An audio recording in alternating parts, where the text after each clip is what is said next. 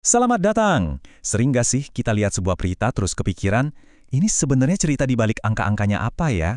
Nah hari ini, kita bakal bedah gimana sih sebuah cerita itu disajikan, baik itu dengan data yang lengkap, atau kadang-kadang tanpa data sama sekali.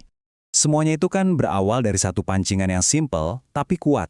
Sebuah cerita yang hebat. Tweet ini pas banget ngegabungin data, yaitu rekor dunia, dengan narasi yang kuat banget. Memecahkan. Data itu punya kekuatan yang luar biasa loh buat nyeritain hal-hal menarik soal dunia kita. Oke, kita coba dalemin ya. Tapi ya gitu deh, kadang kalau kita disodorin data mentah seabrek, ceritanya malah jadi nggak kelihatan sama sekali. Cuma jadi noise aja. Coba deh lihat grafik ini. Kalau Anda kayak saya mungkin matanya langsung agak bingung ya. Ini informasinya banyak banget. Tapi inti ceritanya apa sih?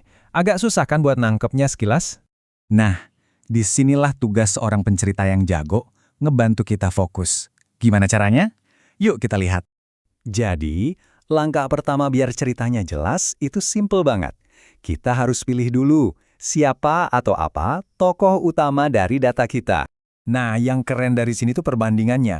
Lihat deh, di kiri cuma satu cerita soal penggunaan kokain. Jadi fokus dan jelas banget. Terus di kanan cerita yang sama ditaruh bareng data lain. Langsung kan narasinya jadi beda.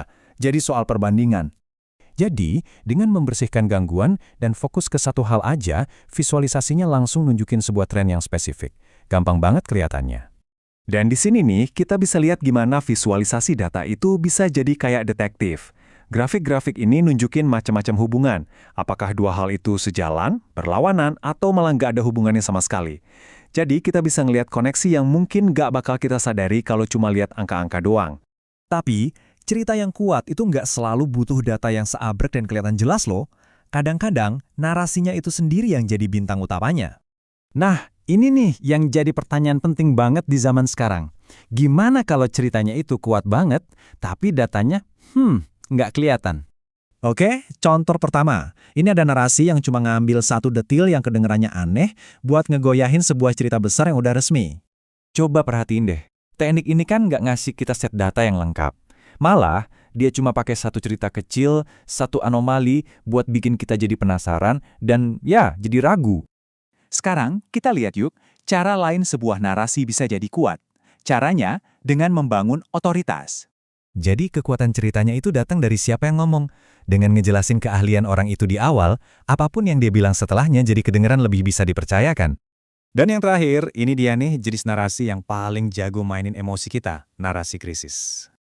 Pemilihan katanya di sini sengaja dibuat begitu, buat mancing emosi kita, buat kita ngerasa ada bahaya besar yang mengancam di depan mata.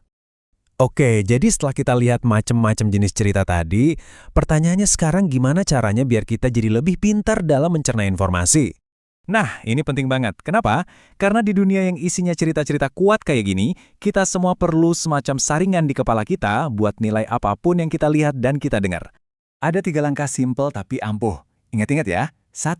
Apa sih pesan utamanya? Cerita ini mau bikin kita ngerasa atau percaya apa? 2. Datanya mana? Ada bukti konkretnya nggak? Dan yang ketiga, coba pikirin, apa yang nggak diceritain? Kira-kira info apa ya yang sengaja atau nggak sengaja diilangin dari cerita ini?